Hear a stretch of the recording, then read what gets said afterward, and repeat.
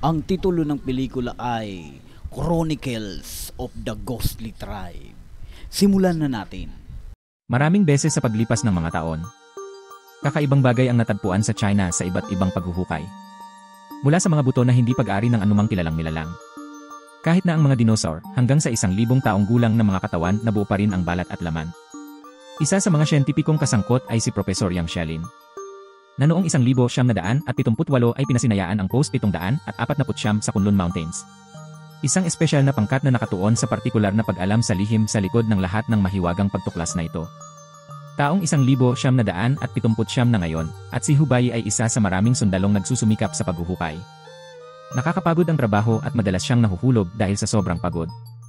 Ngunit ang anak ng propesor na si Yang Ping ay laging nandyan upang suportahan siya at tulungan siyang mabawi ang kanyang lakas. Nang makilala siya ni Hubei sa unang pagkakataon, pakiramdam niya ay matagal na niya itong kilala. May bonding silang dalawa kaya nagsiselos ang kaibigan niyang si Kang Son. Matapos makuha ng koponan ang isa pang higanting bungo mula sa isang hindi kilalang hayop. Ang kuweba ay nagsimulang manginig at bigla itong sumabog, sinisira ang kanilang buong kampo. Ang mga sundalo, sa pangunguna ng opisyal na si Han Jiuyang, ihanda ang kanilang mga sandata para lumaban, ngunit ang tanging lalabas mula sa kuweba ay si Professor Yang at ilang manggagawa. Ang insidenteng ito ay hindi isang kumpletong pagkawala gayunpaman, isang landas ang nabuksan sa loob ng bundok. Kaya magpapadala sila ng isang espesyal na pangkat upang sumama kay Professor Yang para mag-imbestiga. Agad na nagboluntaryo si Yang Ping na tulungan ang kanyang ama. At iyon ang dahilan kung bakit si Hubei ay magboluntaryo rin, na siya namang dahilan para sumama rin si Kang Son. Ang koponan ay pumasok sa kuweba at sinusundan ang natuklasang landas hanggang sa marating nila ang isang higanteng bangin. Na nagpatuloy sila sa pag-akyat habang napapansin ang isang malaparuparong nilalang na lumilipad sa kanilang paligid. Sa kalaunan ay nakarating sila sa isang nagyelong plataporma na may isa pang bangin sa gitna. Kaya bumaba rin sila sa isang ito hanggang sa makakita sila ng isang hindi pa nagagalugad na kuweba na puno ng mga kakaibang fossil.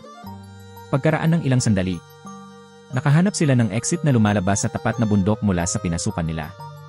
Doon, sinabi ni Professor Yang kay Hubei na sinasabi ng mga alamat sa isang lugar sa lugar na ito ay ang tarangkahan ng isang sinaunang kaharian na kabilang sa isang lihim na pamahalaan.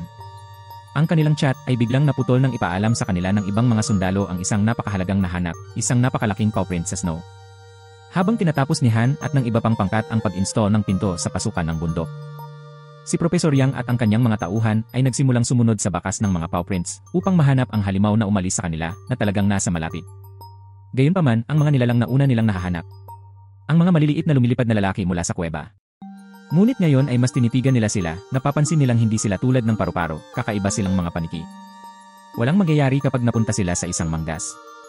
Ngunit nahuli ng isa sa mga sundalo ang isa gamit ang kanyang walang laman na kamay at iyon ay napatunayang isang pagkakamali. Bigla siyang nagsimulang mag-alab gamit ang asul na apoy sa isang nakababahala na bilis hanggang sa wala nang natira kundi ang kanyang mga buto.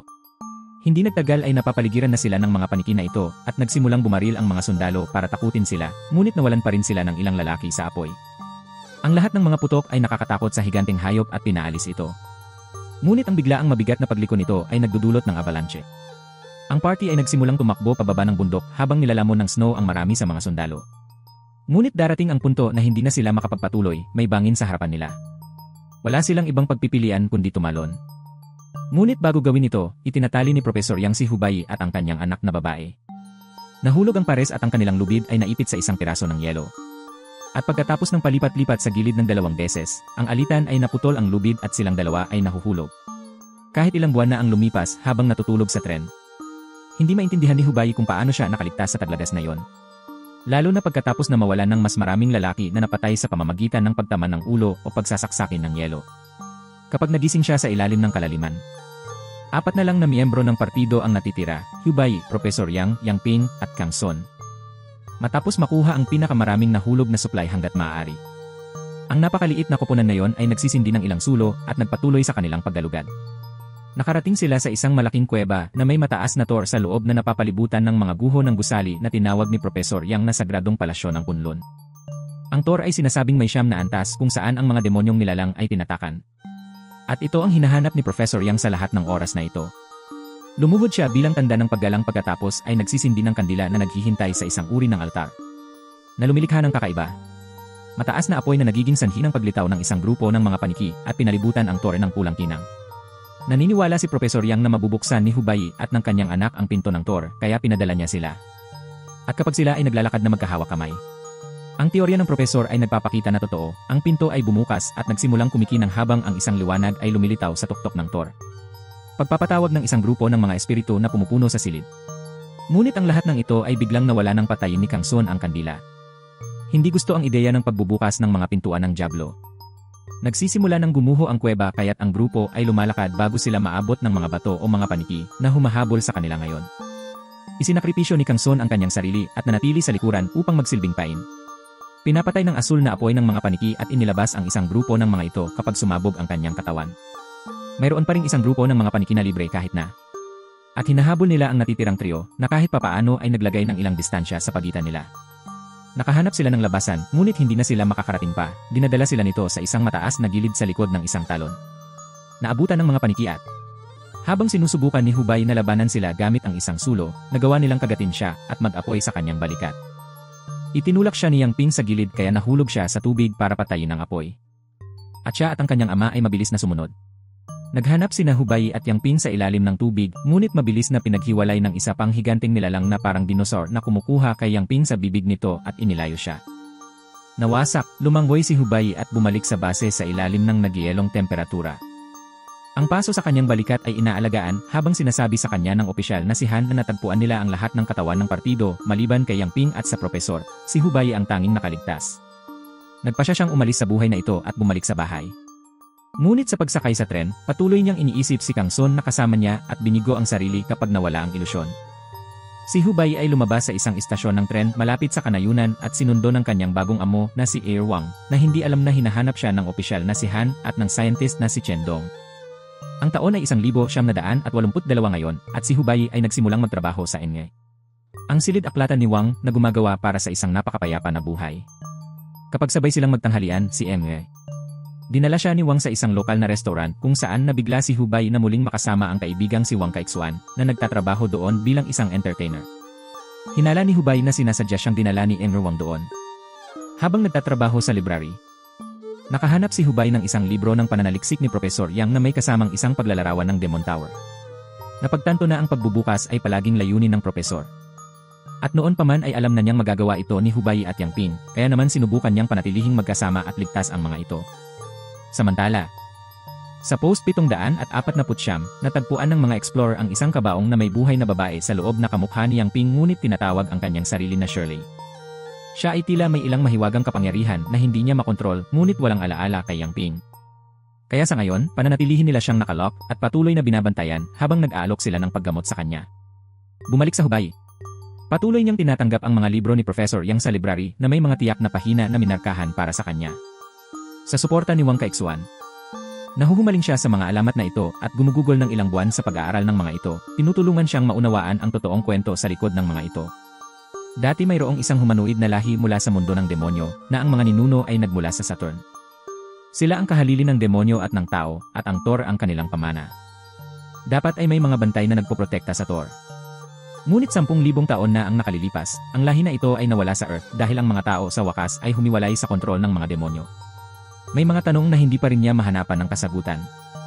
Gayunpaman, tulad ng kung bakit nabuksan nila ni Yang Ping ang Thor, kung bakit gustong buksan ito ng propesor sa simula pa lang, at kung sino ang patuloy na nagpapadala sa kanya ng lahat ng mga aklat na ito.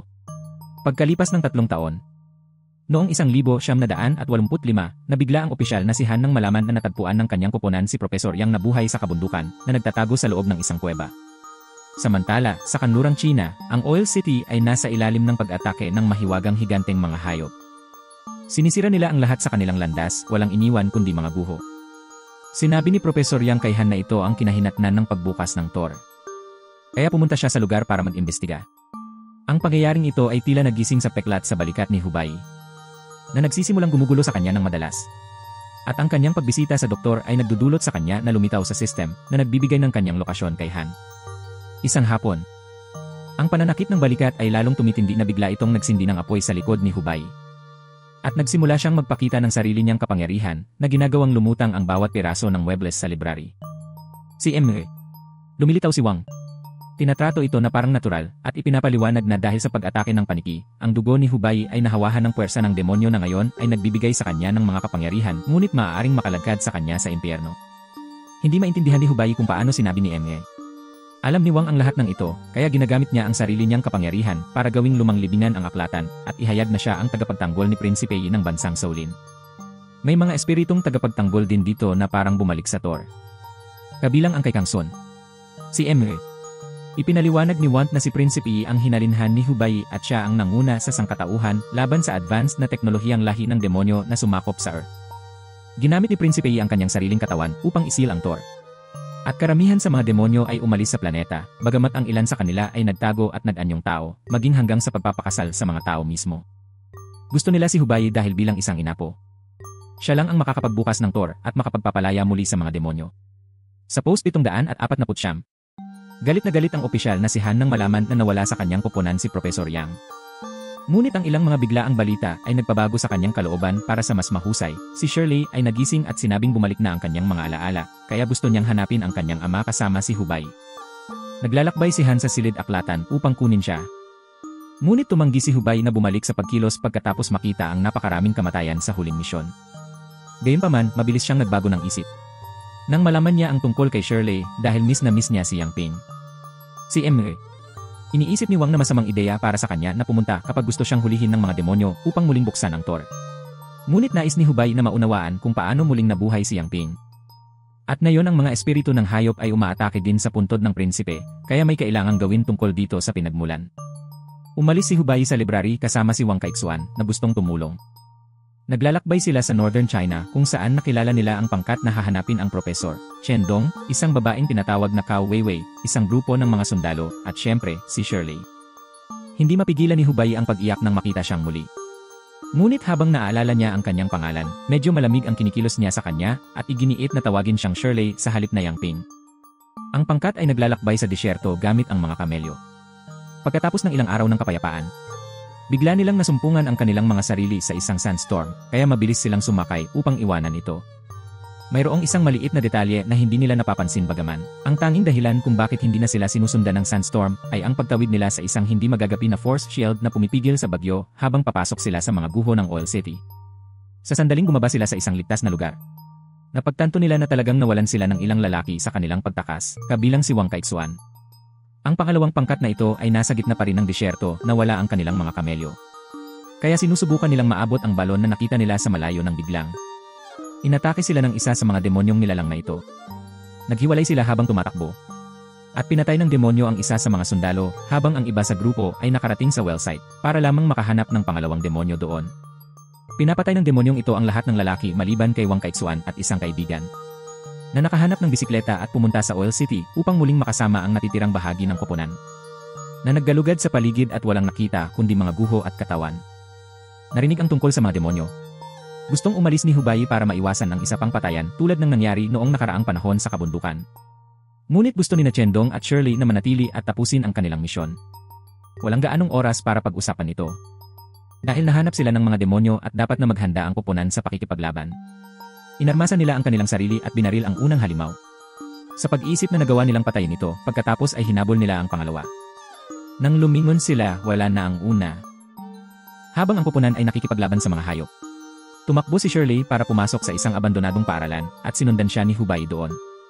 Nakakita siya ng isang bungkos ng mga katawan na nakasabit sa kisam at isang butas sa lupa na pinasok niya upang matuklasan ang isang underground tunnel na magdadala sa kanya sa puntod ng prinsipe.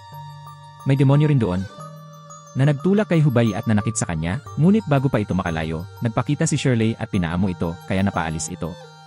Pagkatapos ay ginamit niya ang kanyang kapangyarihan upang gawin ang walang malay na katawan ni Hubei sa kabaong na isinara niya bago umalis. Bumalik sa bayan. Mas maraming demonyo ang dumating, kaya nagtatago ang team sa pinakamataas na palapag ng mga gusali para bumaril ng mga pilak na bala at rocket launcher mula sa malayo. Nagawa nilang tamaan ng ilan. Ngunit karamihan sa mga demonyo ay umiiwas sa kanila at umakyat sa mga gusali upang sundan sila. Naiwasan ni Weiwei na matagpuan sa pamamagitan ng pagpapanggap bilang isang manikin. Pagkatapos ay tumakbo siya para magtago sa loob ng bus kasama si Wang Kaizuan habang sinusubukan nilang makaligtas sa patuloy na pagtama ng demonyong humahabol sa kanya na patuloy na ibinabato sa sasakyan. Nagising si Hubei sa loob ng kabaong at desperado nang makalabas. Ngunit napansin niya ang isang mahiwagang nangyayari, ang kanyang mga sugat ay nagsasara at naghihilom sa napakabilis na bilis. Lumilitaw ang espiritu ni Emir Wang sa kanyang harapan, na sinasabi sa kanya na ang kabaong ay tutulong sa prinsipe na mabuhay muli. Pagkatapos ay natagpuan ni Hubei ang kanyang sarili na nahuhulog sa kadiliman at nagpapakita sa harap ng Thor. Doon, sa wakas ay malalaman na niya kung ano ang nangyari kay Yang Ping. Dinala siya ng halimaw na nakahuli sa kanya sa kuweba at ibinagsak siya sa apoy. Nasinunog ang kanyang katawan at naging akma para sa demonyong reyna ang pumalit. Ngayon si Shirley ang may kontrol sa mga demonyo at pinapakawalan sila sa bayan.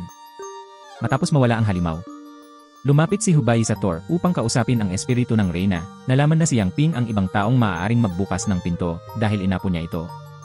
Ayaw niyang ibigay ang kanyang katawan. At itinuturo na ang pagpatay sa kanya ay papatay din kay Yang Ping. Sumumpa si Hubei na hahanap siya ng paraan. At dahil nakakatuwa ito, pinabalik siya ng reyna sa bayan. Hinahanap ang demonyong umaatake sa bus. Mabilis itong binaril ni Hubei para palayain ang kanyang mga kaibigan, ngunit wala siyang magagawa kay Chendong na nakasabit sa gilid ng bubong. Ang mga demonyo ay patuloy na sumusunod sa kanya. Ngunit kailangan siya ni Shirley na buksan ang pinto ng Thor, kaya tumalon siya sa kanyang depensa. Hinagisa ng kotse ang mga hayop upang paalisin sila. Ang mga umaatake sa kanilang mga kaibigan ay nasa paligid pa rin at handang mag-atake. Inilalagay pa ni Chendong ang kanyang baril sa kanyang templo upang piliin ang kanyang sariling kamatayan sa halip na ibigay ang kanyang buhay sa isang demonyo. Ngunit sa ngayon, tumingin si Hubei sa mga mata ni Shirley at napagtanto na hindi na niya maibabalik si Yang Ping. Kaya't binaril niya ito ng 3 beses na naging sanhi ng pagkawatak-watak ng lahat ng mga demonyo at pagkawasak ng Thor. Ang pag-amin kay Hubei ay ang tanging may kapangyarihang pumatay sa kanya. Hinalikan siya ni Shirley bago nawalan ng malay at nagbalik sa anyo bilang Yang Ping. Umiiyak si Hubei sa kanyang kamatayan. Ngunit biglang nagsalita si Yang Ping at ipinahayag kung gaano siya kasaya na makita siya muli, kaya kinuha ni Hubei ang kanyang katawan at dinala ito sa kabaong ng prinsipe. Umaasang gumaling siya. Humiga siya kasama niya sa loob. At habang hinahawakan niya ang kanyang noo sa kanyang noo, nakita niya ang kanyang mga alaala. Si Yang Ping ay may kapangyarihan mula pa noong siya ay bata pa. Kabilang ang kakayahang muling buhayin ang mga nilalang, ngunit ipinagbabawal ng kanyang ina na gamitin ang mga ito. Hanggang sa nakita niya ang kanyang pagkasunog sa asul na apoy ay naunawaan niyang ang kanyang ina ay isang inapo mula sa mga demonyo na nagkatawang tao at nagpakasal sa mga normal na tao. Ito ang dahilan kung bakit si Professor Yang ay nagsasaliksik sa Thor sa buong buhay niya. Umaasa siyang balang araw ay mailigtas niya ang kanyang anak mula sa tadhanang naghihintay sa kanya. Bumalik sa kuweba. Ang tanging dahilan kung bakit sila nakaligtas sa pagkahulog ay ginamit ni Yang Ping ang kanyang kapangyarihan para buhayin silang lahat. Bago matapos ang koneksyon, sinabi ni Yang Ping kay Hubei na mahal niya ito at humiling na huwag sumuko sa paghahanap sa kanyang ama. Iginagalang ni Hubei ang hiling na ito at umalis sa disyerto kasama ang kanyang pangkat na nakasakay sa mga kamelyo. Handang magpatuloy sa paghahanap habang pinagmamasdan sila ng isang higanting hayop mula sa malayo.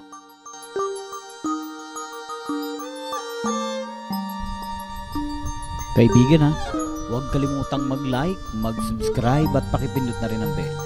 Hanggang sa muli, goodbye.